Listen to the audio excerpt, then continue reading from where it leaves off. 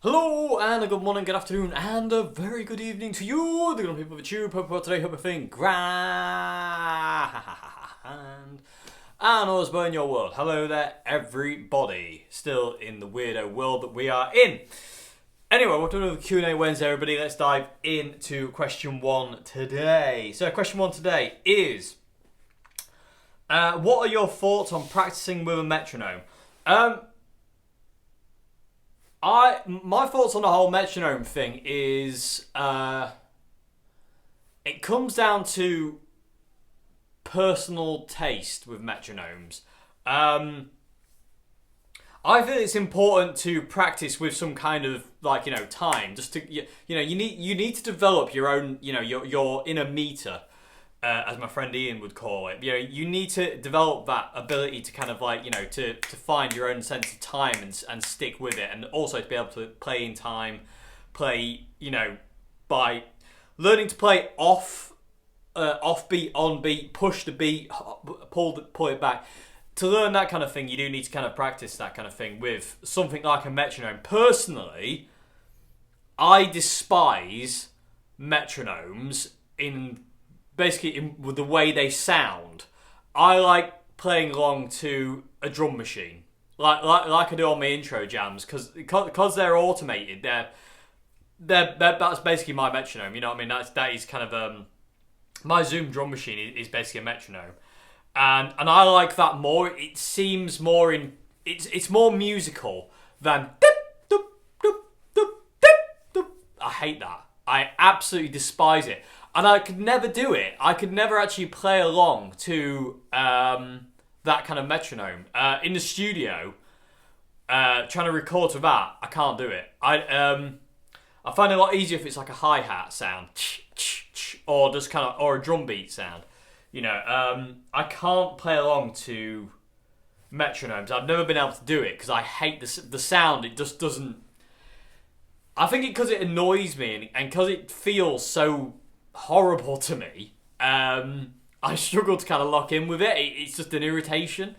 So I much, if I'm recording a song, I'll do it with drums, full drums, or a hi-hat sound. I just prefer it. I just prefer it 10 times more. It is important to practice with some kind of beat, though. You know what I mean? Metronome or beat, or just to improve your sense of time. Because your sense of time is super important when you're a musician. You need to be able to, really, lock in with things. You need to have a good sense of time and stuff like that. So that's really important. But when it comes down to kind of thoughts on practicing a metronome, it is important to an extent. But I do believe that there is other things. If you're playing along to an album, then you're doing that human interaction thing, which is kind of, you are playing onto a human metronome, aka the drummer in that band will be on it. If you're playing along to like Pearl Jam, say for instance 10, and you got Dave Cruzen on drums, that man is solid as a rock. You know what I mean? Or Chad Smith, Chili Peppers, or Mitch Mitchell. Mitch was crazy, but his sense of time never seemed to waver. You know what I mean? Mitch was an absolute monster. He was all over the shop, but he never wavered. So when you play along to these people, you are technically practicing with a metronome. It's just a human metronome, which I think in the long run is better than an automated one. Automated kind of like the usual metronome kind of thing is good to help your time, no doubt in my mind. But playing along to albums and playing along to drummers, like world-class drummers, people like Neil Peart from it's not pronounced that, is it? I can never remember how to pronounce his proper name, so I do. I'm sorry, Neil.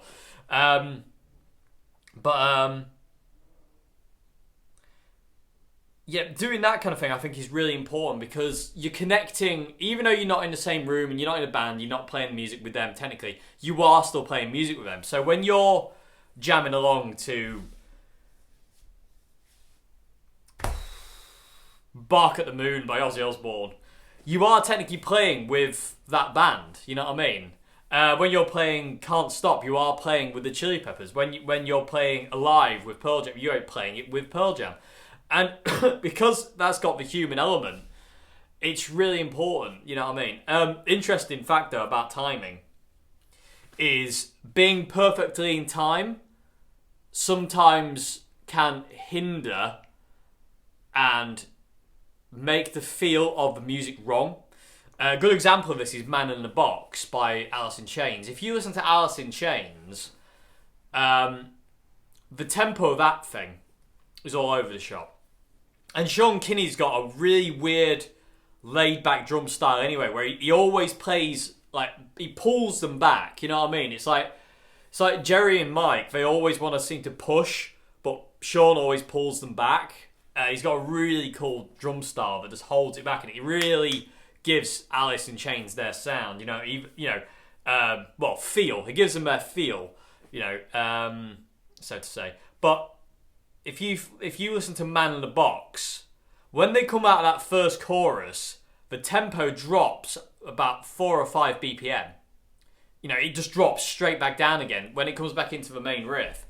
Again, I'd love to play it. It drops substantially. You know what I mean? The BPM drops substantially, and you can hear it. So, you know, if you listen to the album version of Man in the Box, you can kind of hear that it just kind of, after that first chorus, because they're all amped up because it's the first chorus, and such an anthemic chorus that, like, you can hear the drop off basically. So practicing with a metronome is important, but you have to think about the human element of that as well. You know what I mean? You've got to think about kind of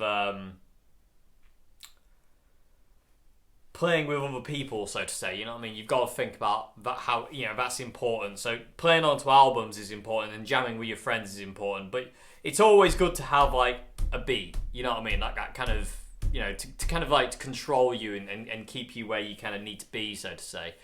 If that makes any sense whatsoever. But like I say, it's how you practice with a metronome is totally down to you. It's a real personal thing. Some people can get on with a beep, boop, boop, boop, beep, boop, boop, boop, and then some people can't, me included in that. Some people just have a incredible sense of time straight off the bat. You know what I mean? No ifs, no buts. So, you know, it's bizarre, really. But it is important to progress your inner meter. You know what I mean? It really is important. What guitar am I ringing off? Oh, it's the nylon string on the wall. I can hear, I'm echoing in the room on a guitar. I can hear this guitar going like that every time I talk. And I'm like, what is it? It can't be an electric, because they don't do that. And I just realised it's my sister's nylon strings on the wall up there, and I'm making it vibrate with my voice, which is rather cool. Anyway, yeah, like I say, it's really important to practice with a metronome, but, like, you know, it is one of those personal things of how you practice with a metronome. I would personally recommend a drum machine over a metronome. I just think they sound... I don't know, I can't say they sound more human, because they certainly don't. But they are... It gets you more in kind of that world... This is really... I know what I want to say and I can't say it. Gets you more in that world of kind of like, you know... If you're ever going to play with a real drummer, you're kind of used to what you're listening for. You know what I mean? When I lock into a drummer, I always focus on the hi-hat and the bass drum. For some reason, I've never focused on the snare drum. I focus on, unless it's kind of certain things. If I want to, like, stab on a snare, then I'll focus on it. But most of the time, I focus on the bass drum and the hi-hat, especially the hi-hat. The hi-hat is my main kind of reference, so to say, when I play. So yeah, be that for what it may. Yeah. Is there anything else I want to say? I do feel that it's important, like, to practice with metronome. I don't agree. There are some videos out where people say, "Oh yeah, you don't need to practice with a metronome." I think you do, and I do think that, like, it's really important to do that, because again, like I say, it nurtures that inner sense of time that we have. You know what I mean? That feel, and I reckon that's really good. You know, anything that can nurture your feel and make your feel better for music is a good thing. So yeah. Anyway, I hope that's answered your question. I hope that made some kind of sense. I know what I want to say with that answer, but I'm struggling to get it out. It's really weird, but But yeah, it really, my thoughts on practicing metronome are, it is important.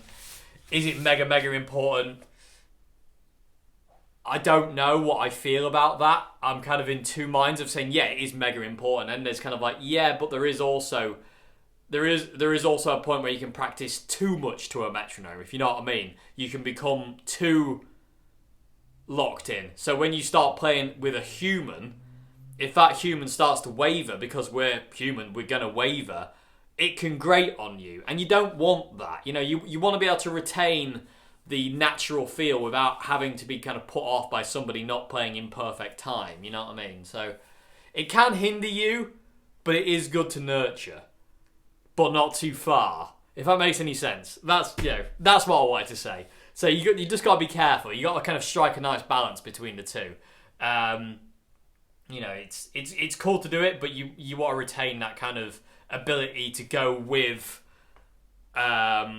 wavering tempo, because that, at the end of the day, is really important in music. To push, pull, and to kind of ease back for tempo fluctuations. It's really important, and I like it. I don't like it when things are kind of like perfectly in time sometimes. It's like when I'm recording songs here, I have to record it to Keith, my drum machine, and sometimes I'm like, this song feels wrong. They Say, the song I released on Monday, They Say, it's wrong.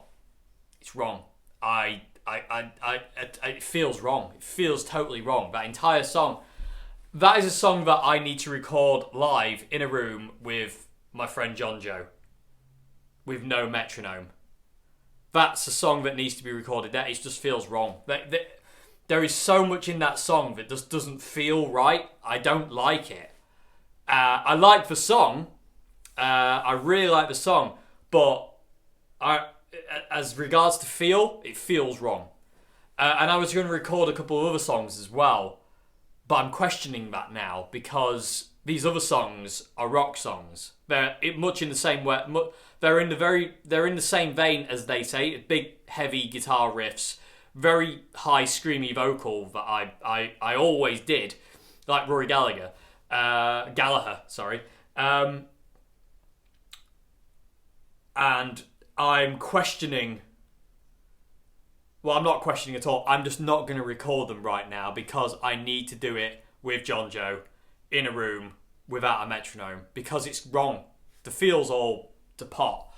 The songs I released a while back, Me and I, Know My Name, Keychain, and The Stealer, they were recorded, me and John Joe, in a studio with no click track. And as a result, there are tempo lulls and stuff like that. That's how I want these songs to feel. And They Say, it won't do it. It won't. It's why I'm thinking of deleting They Say, because it's a bad representation of what I want that song to sound like, if you know what I mean. So They Say might not be there for much longer. I don't know if I'm going to delete it. I don't know what I'm going to do with that song. People of the Tube, you're going to have to let me know. Should I leave They Say up as it is, or should I delete it and then re-upload it when I've recorded it properly? I don't know what to do. People of the Tube, help me. I don't know what I'm doing. So, but yeah, that's a classic example of that. They Say, and stuff like Keychain and Me and I and The Stealer, which is one of my favourite songs I've ever written. Which is hard for me to say because I normally hate everything I do.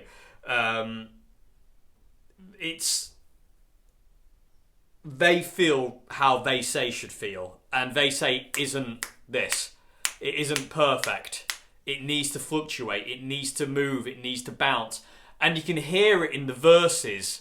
The guitar part that goes dun dun dun dun dun dun dun dun dun. That bit, it wants to move, and it wants the drums to move with it, but it can't move in the confines of perfect time.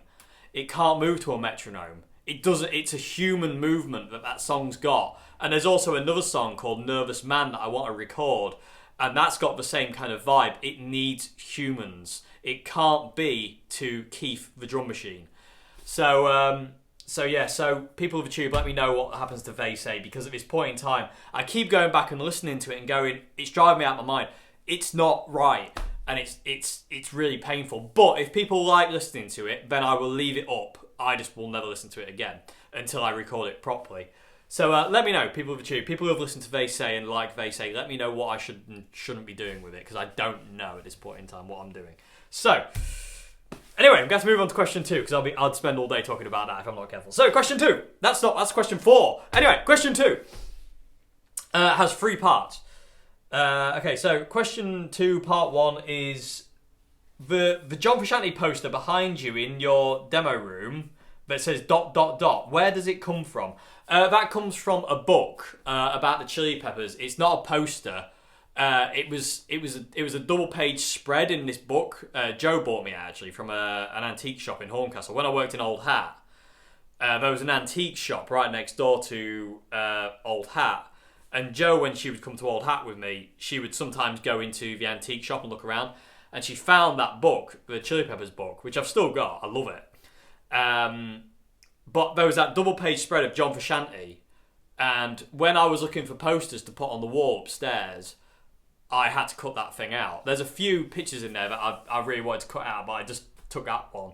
So it's from a book. I forget what the book is, but it's really big. It's really big, and it's basically talking about the entire history of the Chili Peppers.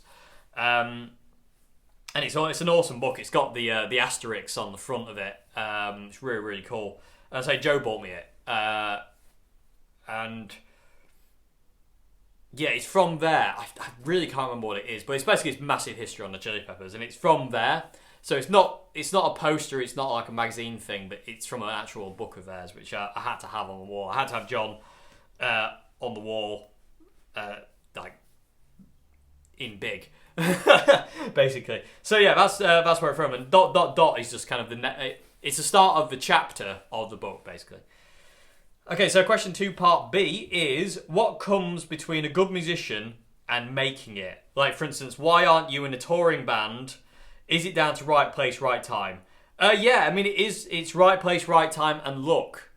All the things that I have not had, well, I say I haven't had, but I've come close, but I've never got there. I've been in 3 bands now that were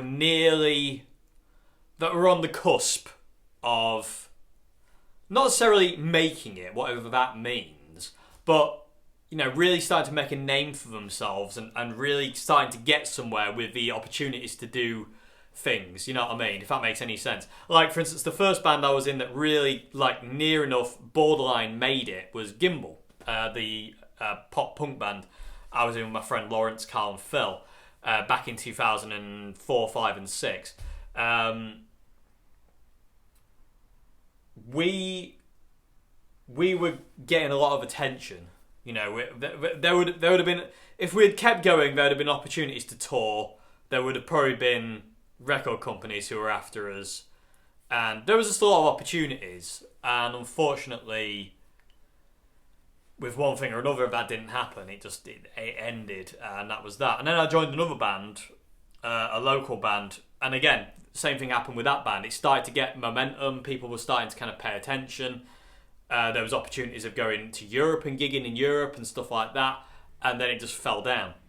And most recently was Dukes Deluder. We were really starting to make a name for ourselves and really starting to get out there and really become an established act. And then it's fallen through again. And it feels to me like that's my lot in music. You know what I mean? It does, and the trio as well to an extent, in all fairness. I started the Dave Simpson trio in 2007. After I left Gimbal, that'd have been 2006 actually, I apologise. I started the Dave Simpson trio in 2006 when I left Gimbal. And I kept that band going. I've had three different bass players and 5 different drummers in the Dave Simpson trio. I've never had another guitarist, but I've always wanted 2 other guitarists. I've never wanted it to be... Initially, I wanted it to be... it had to be a trio initially because of personnel problems. Like, just couldn't find the players I wanted to play with us. So it just became a trio just out of ease more than anything. But I've always wanted two other guitar players to cover the other parts of songs that I've got. You know what I mean? Like, yeah, there's always other parts. There's always harmony guitar parts and other rhythm parts and high-picked guitar parts that I've always wanted. So I've always wanted the trio to be a 5-piece. Yeah, 5-piece. But like I say, I mean, it's never materialised that way, sadly. But it's always just been a trio. Again, just out of ease more than anything. It was just a lot easier to have a trio, and also because you don't get paid a great deal unless you're playing the right venues that pay you properly. In this day and age, having a 3-piece, the money goes further between the 3 of you instead of there being 5 of you. So financially, it was a better thing to do as a trio. But I've always had aspirations to have a 5-piece band with 3 guitarists, a bass player and a drummer. I never really wanted a keyboard player. I've been in bands with keyboard players and it's never really pulled me in. I like the idea of it, but I don't want it, if that makes any sense. Not for the music I kind of want to make with the trio. I want guitars, you know what I mean, and bass and drums, just the classic rock thing. And the trio gained kind of momentum, but it never really got anywhere. You know what I mean? All these bands that I've been in have always kind of got somewhere, but got nowhere all at the same time. And it is a question of it depends on what your concept of making it is. You know what I mean? Because there's so many different concepts of making it. To somebody, like, making it means that, like, you know, you're rich and famous and you live in a massive house and you've got all the money you need and blah blah blah. To other people, making it is you're making a living out of music and that's all that matters. And that's where I am with music. Is that's all I want, is to make a comfortable living out of music. I'm not interested in being world famous or like, you know, living in a massive mansion and having all the adulation and all that kind of thing that comes with fame and stardom. I don't want that. All I want is to make a living out of playing guitar and playing music. That's all. That's my concept of making it. So at this point in time, thanks to all you lot out there and my supporters on Patreon, I'm able to do that. So I have, at this point in time, to me, I've made it, because I've always felt like, you know, you should always have. In all fairness, I never thought this would happen, so I can't say what I was just about to say. I never believed for 1 second I was ever going to be able to sustain myself while doing music, and I can, because of your support, my Patreon support, and my family's support. You know what I mean? Because of those 3 elements, and obviously, inside family, I class friends because they are family. Inside that support network that you all are, you are letting me live my dream. And that is never lost on me. That is never, ever lost on me. If this is the way my life is for the rest of my life, then I'm happy. I would like to gig more. I would certainly love to do. I've always wanted to tour. I've always loved the concept of touring. I've always wanted to do it, like, you know, a different city, playing every night. I've always wanted to do that because I love playing music for people. Playing music in videos and releasing music, I love that. But I love playing music live. It's something I've always wanted to do more of, but unfortunately never really had the opportunity to do a lot of. I've done a lot of gigs. I mean, I've done thousands and thousands of gigs in my nearly 18 years of playing guitar. But I've never been able to. I've always kind of put my finger into the whole, like, you know, into the pond of touring, but I've never actually been able to get into it. You know what I mean? It's like the closest I got was, I think it was 2 years ago now, which is crazy. Or was it last year? Oh, it was last year, I think. Yes, it was last year. The closest I got to touring was last year when Dukes Deluder did a gig in Liverpool one night, and then the next night we were playing in Sheffield. And I've got to say massive thanks to my friend Jay for having us over and playing in Liverpool. Band Season Neptune. Go and look up a band called Season Neptune. awesome band. Did a song with them recently called The Decade, but they're an amazing band from Liverpool, and it was literally one of the coolest nights. Just wicked music, and just an awesome night. And that's the closest I've got to touring, and I just loved it. I mean, and I love playing music for people. I like in front of people. I like that connection you get with live music, and that is something I've always wanted to kind of pursue. But I never feel it'll happen. It's, you know, I don't live in a world where I believe things will happen. You know what I mean? I just kind of, and I think that's kind of a good thing in a way, because you're never setting yourself up for kind of disappointment when it doesn't. I don't know. But what becomes within a good, why aren't I touring? There's just no interest in what I do. That was the wrong thing. There's no interest on a business level. That's what I mean to say. In what I do, there's no marketability, if you will, of me. And I'm the world's worst market salesman. Basically, I can't sell myself. Basically, I can't do that kind of thing. I am no good at it. I will never be any good at it.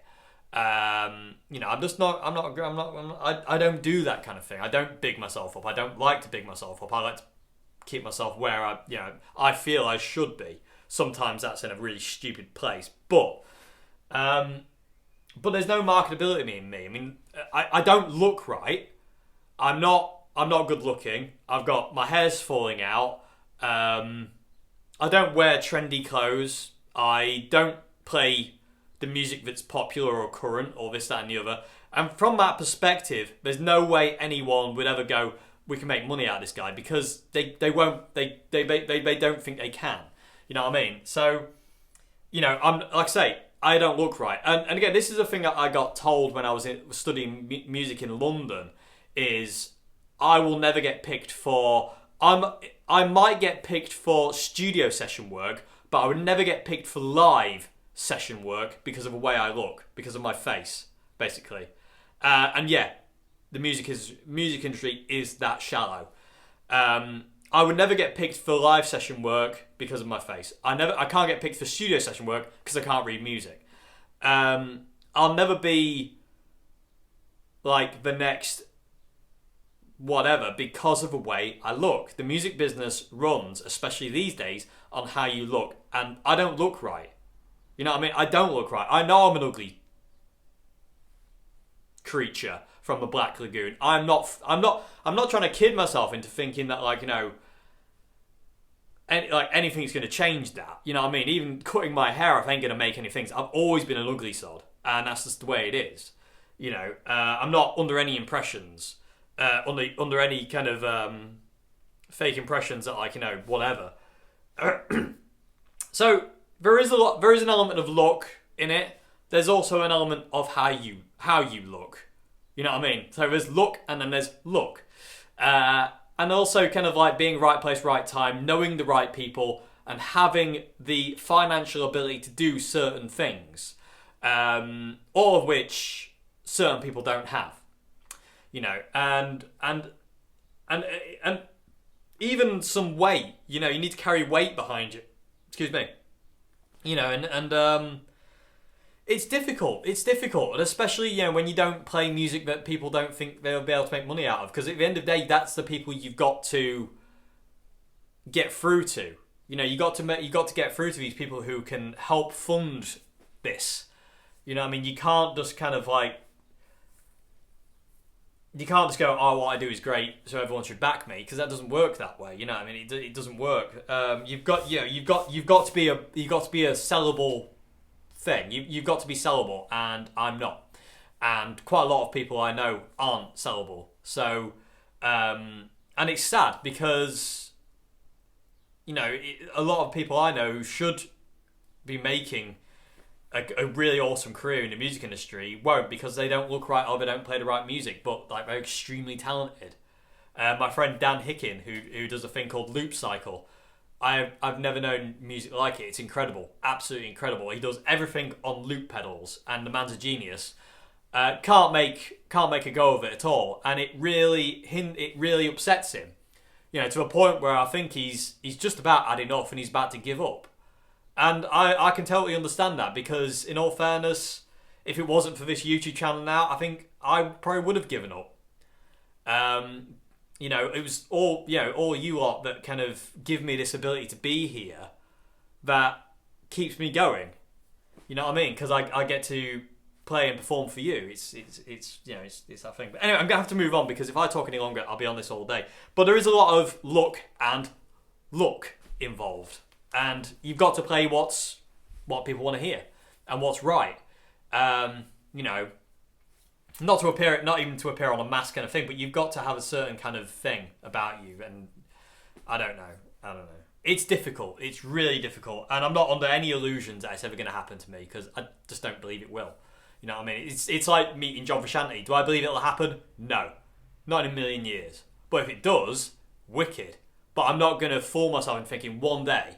You know what I mean? Because I don't live that way. I can't live that way. It seems false to me to kind of live in that world. Anyway, I'm going to move on. So the last part of question 2 is there a reason a lot of your music doesn't have lyrics? Yeah, I mean, certain songs tell me they don't want lyrics. It's the whole concept I've spoke about before of listen to the song will tell you what it wants from you. You don't tell it, it tells you. And it's literally as simple as that. So some songs, like Never Fade, weirdly enough, I planned lyrics for Never Fade when I found out what it was about. But I started recording it and the song goes, don't want lyrics. Same thing with The Light at the End. It was like, nope.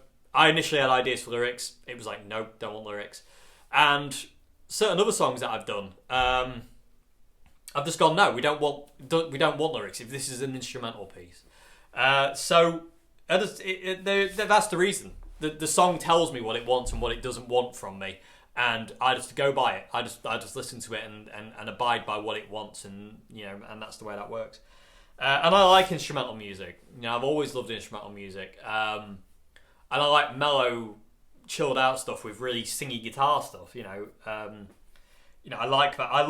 I like making both kind of music, like with lyrics and without. I love both, but I like making instrumental music more than I like making music with lyrics. I feel I can express myself better through instrumental music than I can lyrically, but yeah, I don't know, for that's worth. So yeah, that's the reason. It's just simply listening to the song, finding out what the song wants of me, instead of kind of like thinking about me. So like I say, the music's always right. The music can't be wrong. You've got to listen to what the song wants, not what you want it to be. The song comes from somewhere, gets beamed to you, and you obey. That's the way I feel about music. It's It's not for us to understand it. It's just for us to do it. We are just a marionette at the end of the day. So move on to question 3 now. Question 3 is Revelation Quad good for a beginner with smallish hands? Yes and no. The quad is good for a beginner in the fact the body's small and the neck's full scale.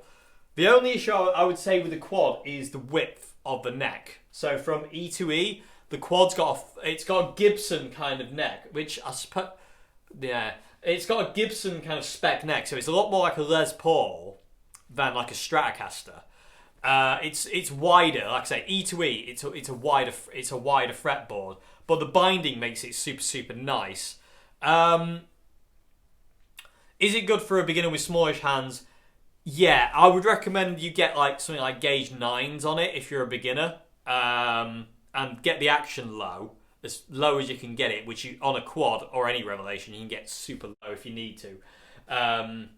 The Revelation here, I don't have the action low, but I can get the action super low on the RTL 59 if I wanted to. I don't like it, and I can't play super low action, but you can get on the Revelations. You can normally get the action super low. It's ridiculous, but yeah, it's yeah. Can I recommend it for a beginner though? I'm struggling to say yes, just because the width of the neck. For a beginner, if I'm being perfectly honest, I think I would recommend something more like a Squire Bullet, which are wicked. Because the Squire Bullet, not only do you not have to worry about the trem, because it's a hardtail, you can get the action super low on those things, and they've got more of a vintage style neck, which is skinnier than the Revelation. The Revelation's necks, like I say, each way are like a Gibson, and round the back are quite, not big, they're not big, but small-ish hands though, it's not small hands. I'm going to say yes, I'll recommend it. But, like I always say, it's a try before you buy. You don't want to be kind of just jumping in blind, so to say. Because you never know. But I say at this point in time, what have we got? We haven't really got the option of trying before we buy because of lockdown. I'm going to say yeah. I'm going to say recommend. I'm going to recommend the quad. Yeah, definitely. I mean, the quad is amazing guitar. Absolutely amazing guitar. The only issue I had with the quad was option paralysis. I much prefer my RTL 59 in the fact of you have neck, both, or bridge. I like that a lot more than the quad's 60 odd sounds or whatever it was. It had ridiculous amounts of sounds. And that was the reason I eventually sold the quad. Was it just gave me too many options that I was not using. I loved the guitar, but it just wasn't. It was just too much. It was just too much for me. But yeah, I would recommend it for a beginner. Yeah, it's a good guitar. Great guitars, awesome guitars. But like I say, I would recommend getting nines and lowering the action definitely, and also locking the tremolo down as well. You also asked, is it good for Robin Guthrie style? I would say yes. You know, I didn't know who Robin Guthrie was actually. I had to go and check him out before this, and yeah, I would say it'll work. It will work for that kind of style. Yeah, definitely. So yeah, there we go. For what that's worth, I would recommend it. Yeah. So yes. Okay. Oh, get a dry throat. Okay. So yeah, hope this answers the question. Moving on to question 4 now. Final question today, everybody. Question 4. How do you roll off most of the highs on your amps and yet retain clarity in your sound? And how did you arrive at the approach of turning down the treble? I don't really know how. It's just what works for me. I found out many years ago that when I turned the treble off on an amp, it made more of the sound I wanted. Oddly enough, the first amp I tried where I did that on was doing my Carlsbro. Yeah, the Carlsbro amp, my second ever amp. I never did it when I had my PB Rage. When I got my Carlsbro, I distinctly remember one night it was snowing outside and I was learning Walk This Way. We're on my Epiphone Les Paul, which would put me in the second year of playing guitar.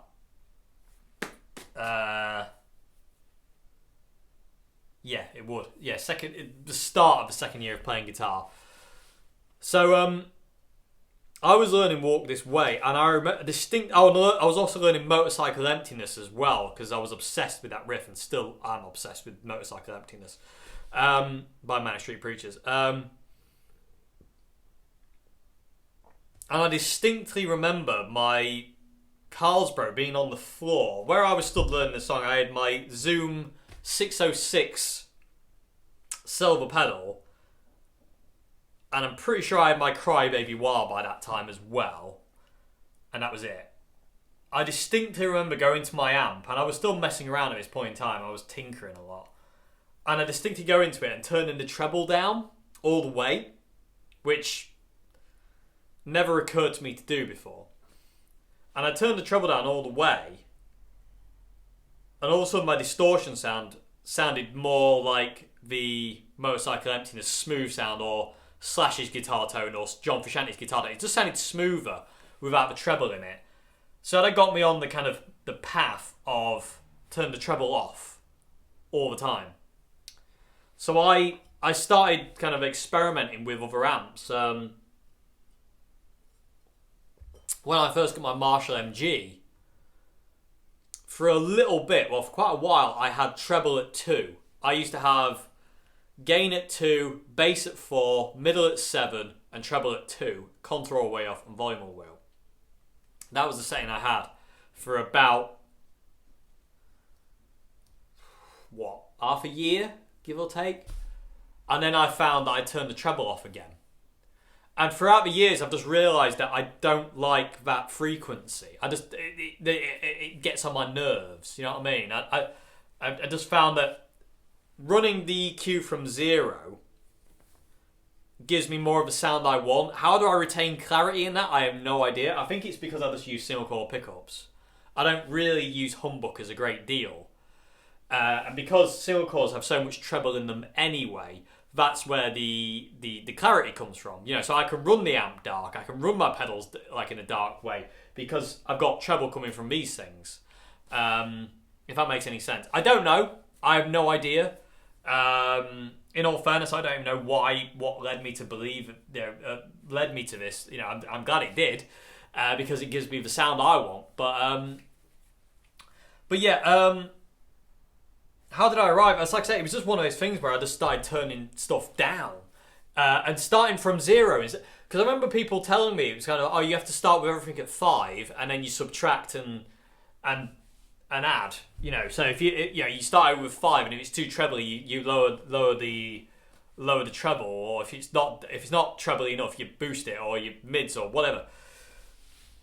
And to me, that always seemed wrong. It always seemed, well. And even now, I kind of think, well, that's you. If you're going to start with your EQ at 5 o'clock, at 12 o'clock, sorry, at 5, then, sorry, then you're treating your EQ like a parametric EQ on a mixing desk, where you have it at 12 o'clock, it's neutral, and boosting it one way boosts the signals, and then it cuts the signals, it cuts the frequencies the other way. So boosting frequencies, cutting frequencies. And I've always thought, well, that's not the way a guitar amp's EQ works. You know, it's not parametric. It's not that kind of EQ. It's not cut and boost. It's just boost. You know, that's the way I see it. Is kind of like, you know, if you turn your mid dial to 0. That's neutral. As you turn up the mid dial, you're just boosting the mids. If you turn up the bass, you're boosting the bass. If you turn up the treble, you're boosting the treble. You know. Whereas I've always liked the neutral sound of a guitar amplifier. Like, for instance, in the corner over there at this point in time, I've got a Marshall, one of my Marshall MGs, and it's EQ with this. Well, let me show you. Come with me, people of the tube. So this is the setup I have on my Marshall MG at this point in time. So I've got it for, am I running it? Yeah, I'm running it basically full gain at this point in time. I'm running on OD2. But this is the setting I've got. So I've got gain all the way up on 10 because I'm a gain fanatic. And I've got bass at 0, middle at 0, treble at 0. That was contour, but I never use it, so I scratched it out.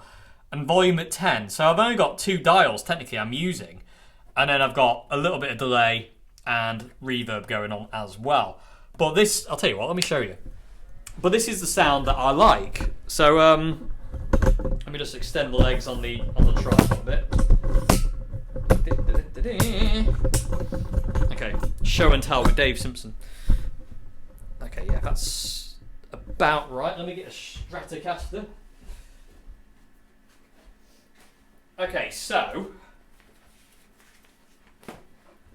and again, how did I find this works? I just did. It was just one of those things of just like tweaking around with amplifiers. God, this house is a dusty house. And just finding this is what worked for me. Let me just find where we're not going to blow the camera away with volume.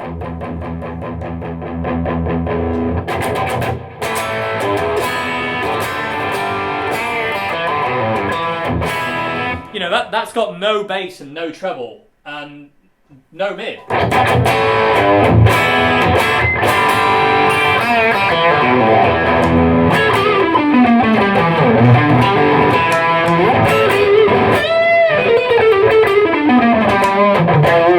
You know, the moment I start adding things into this, I don't like the sound anymore. That's the sound I like. Which sounds glorious. If I add the mids in, if I put mids at 4, I don't like that. That's too bright. And there's a fizz to that, which I hate. And the same thing with the treble. If I put the treble in, that's horrific. And if I put everything at 5, like if at 12 o'clock, if I just start with bass, middle and treble at 12 o'clock, that makes me very unhappy. I just don't like it. So again, turn everything down. That makes me happy. I like that sound. And then if I go to OD1, it gives me that Jimi Hendrix kind of blues sound.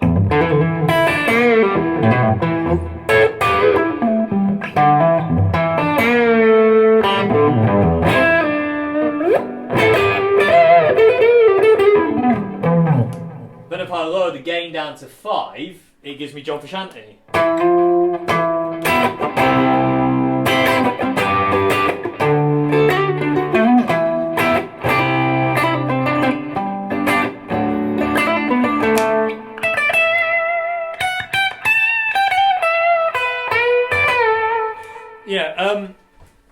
So, you know, be that for what it may, but it's just personal preference. But again, I found my sound in these. The Marshall MG was the amp that really opened my eyes to understand why I run the EQ the way I run it and why I like it the way I like it. And I say that. Love that sound. Absolutely adore that sound. So yeah, how did I come by it? I mean, that is literally it. That's all I did really. It was just kind of like, it was just tweaking and then finding. And again, the whole concept of kind of like, well, it's not a PA EQ. It doesn't boost and cut. It just boosts. You know, an EQ on a guitar amp just boosts. It doesn't cut. You know, if I put the treble at 12 o'clock, I can't cut it because I've already boosted it. I don't know if that makes any sense whatsoever. Like, I've always gone from a concept of like, you know, everything on 0 is the amp at neutral. If you know what I mean. Like, you know, that's the sound of the amplifier. If you start tweaking with the mid and the bass, you're adding things to it. You're boosting frequencies. You're adding to the sound. The CR120 is a good example of this, actually. The CR120's treble and let me sit down. The CR120's treble and mid. That's really bright. Let me come back over here. So the CR120's treble and mid sound. As soon as you start adding those things in, sorry everyone, I'm trying to adjust the tripod here. Stay with me. So let's put you back down. Okay, so with the CR120, when you start adding the treble and the mids in, and the bass, they sit on top of the sound of the amp itself. So that's the CR120 with all dials at 0. Okay. I wish I had it set up actually. I'll do this in another video. But that's the CR120's bass core dirty channel with the gain maxed out and the volume maxed out, right? So that's there. When you add in the treble, you can hear the treble but it adds to this already neutral sound. It's not actually reacting with it. It sits on top. So if mids are here, as soon as you start turning the mids dial up, it kind of like sits above. It kind of comes in and sits above the already existing neutral sound of the amp. It's not part of the sound necessarily. And that's the same thing with the MG actually. Well, same with every amp I've ever heard. Not every amp. A couple of amps don't do that. The Boss Katana doesn't do it. When you add mids to the Boss Katana, they are as one. Whereas the CR120 is the only is the amp I own that really does this the most. It's why I don't use the EQ. Again, I never touch really the treble or anything on the CR120 if I'm going straight into the thing.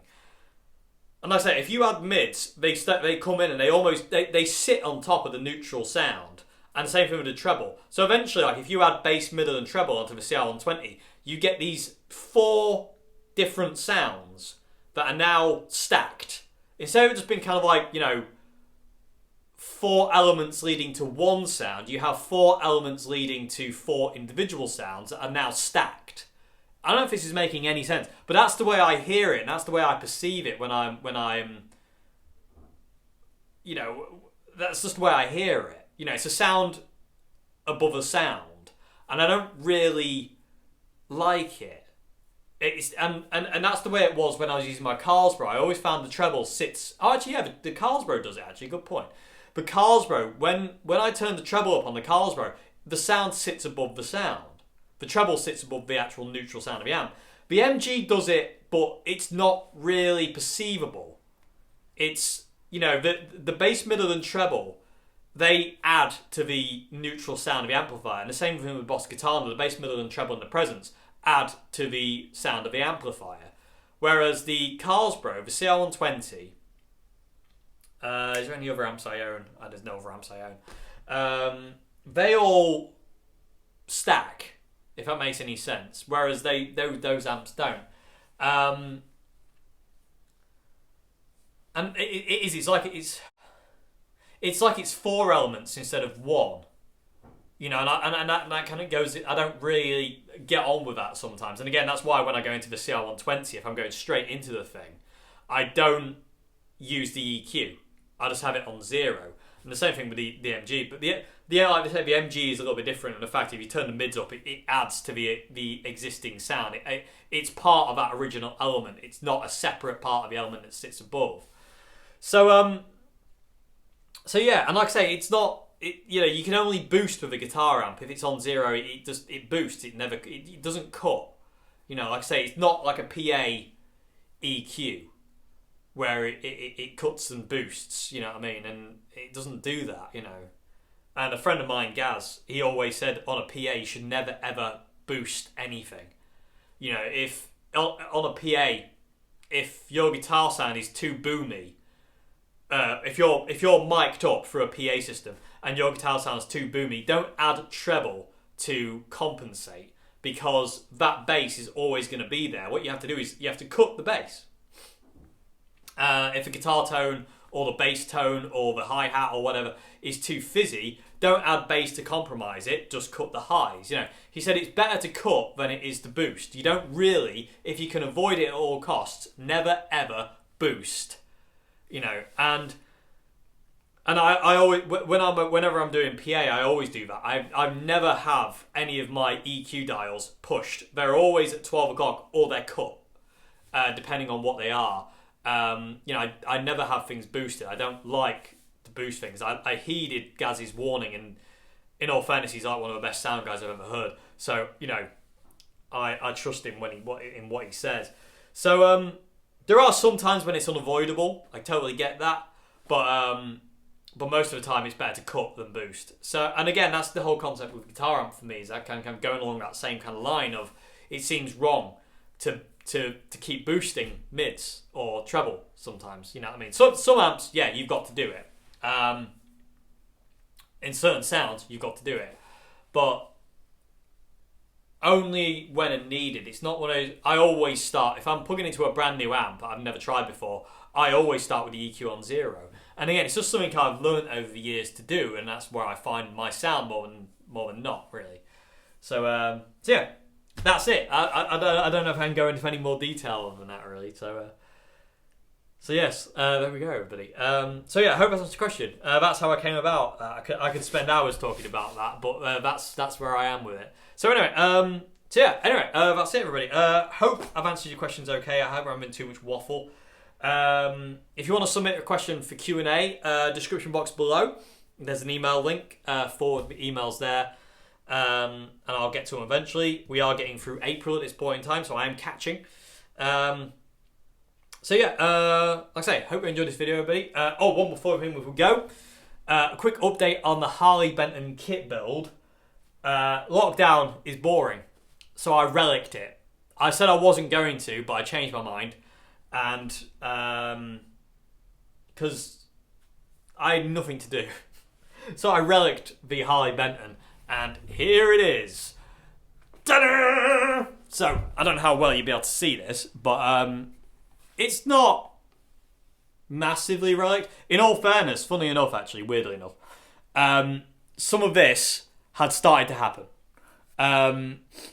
And you can, I don't know, I doubt you'll be able to see on the camera, but if I can get it in the light, where's the light? You can see the plectrum gouges that are in the wood. You can't really see it. Oh, yeah, there you go. You can see the scratches that's in the paint and stuff like that. That was all starting to happen, and there was wear starting to appear here. But like I say, I got bored one night, and I didn't film it. I wasn't in a very good mind space at the time, so I just had, it was something I had to do on my own without having to think about the camera. I had to do it in silence, you know what I mean? I wasn't in a very good mindset. So there's the back. There's the sides, underside. And I just did it, you know, and I really love it. I really love the way it looks now, and I love this guitar. And I've just made it really, really hard for me to give it away even more now because I love the relic so much. I'm like, oh no. Anyway, we're still a long way from 100 subscribers, so you're still with me for a while. But yeah, so yeah, I just, you know, I've relicked it now, and it's not heavy relic or anything like that, and I didn't really go by any kind of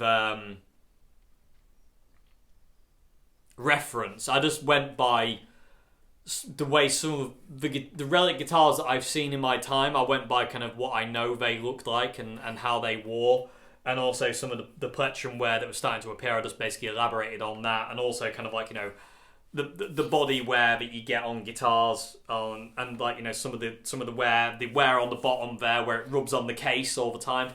All old Stratocasters have this kind of wear pattern on the bottom because that's where they sit in the case and they move in the case, and eventually it just wears the finish away.